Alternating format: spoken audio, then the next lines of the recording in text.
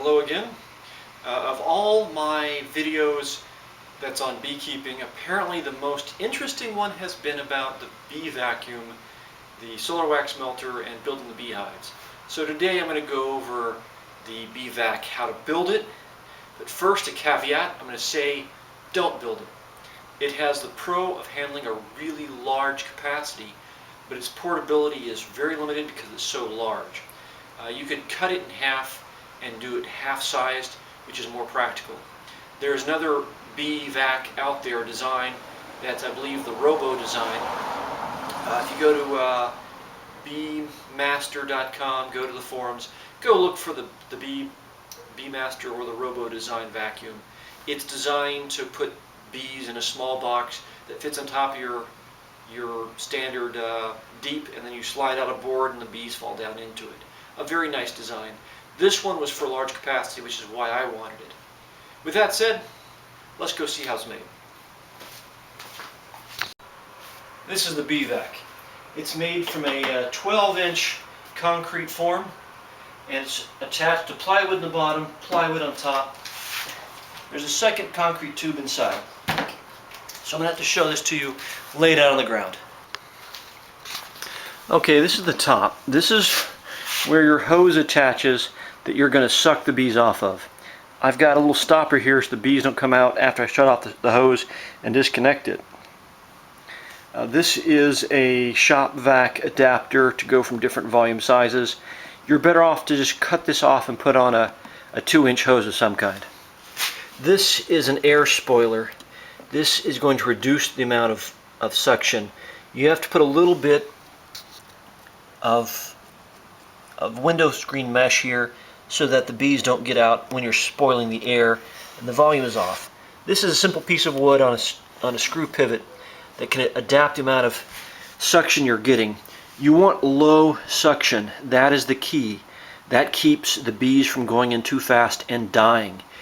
I have twice, when I was learning, vacuumed up a hive, and the hive wound up being dead, as 3/4 of the bees were dead because of high vacuum. This is the bottom of the bee chamber. This is the plug. Just a piece of backboard with some foam on it. It fits in there, and it will go all the way in, and it'll be a nice tight seal.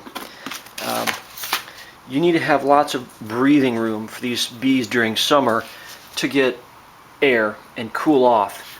It's a good place to spray water in there too. Just don't spray any kind of sugar water, as that's bad. There's another one. Now this is, as I said, this whole design is too big. You could do this with 2 of these, cut this in half, and when you're halfway through the job, dump the bees into a secondary container to hold them, and then continue on with the job. Now the main base tube, what I did was I attached it to a simple piece of plywood by using a simple L bracket.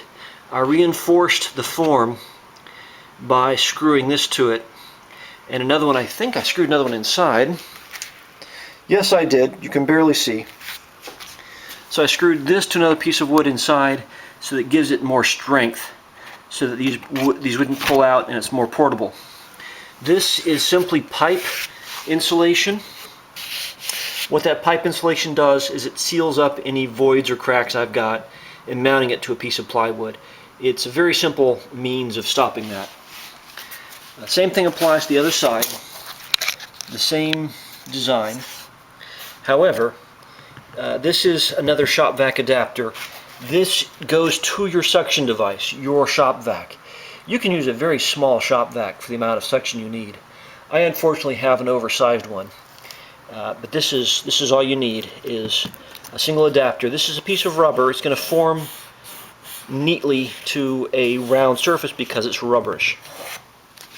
There's nothing really on the inside you want to see except the top.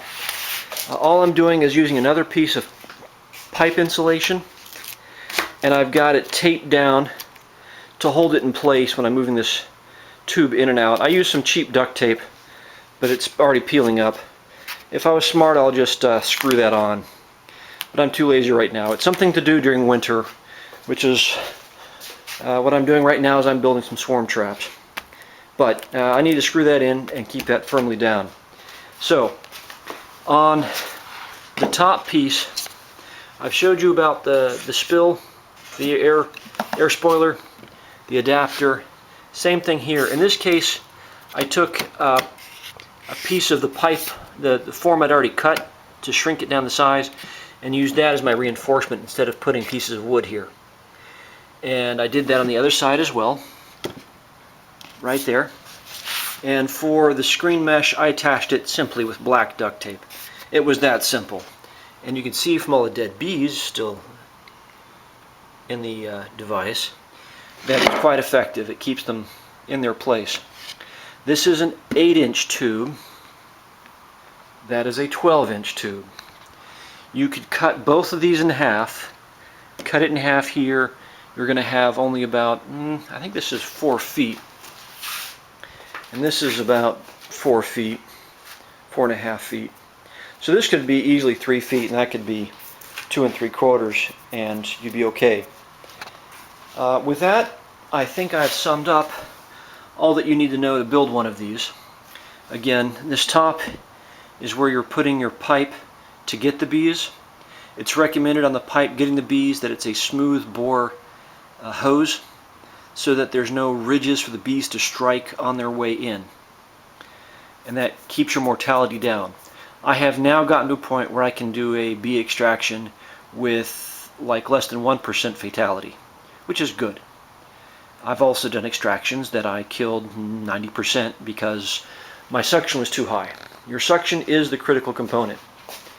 Now on this was the biggest pain, is I eventually just simply went with cutting out some signboard, strapping some foam to it, and duct taping it to it.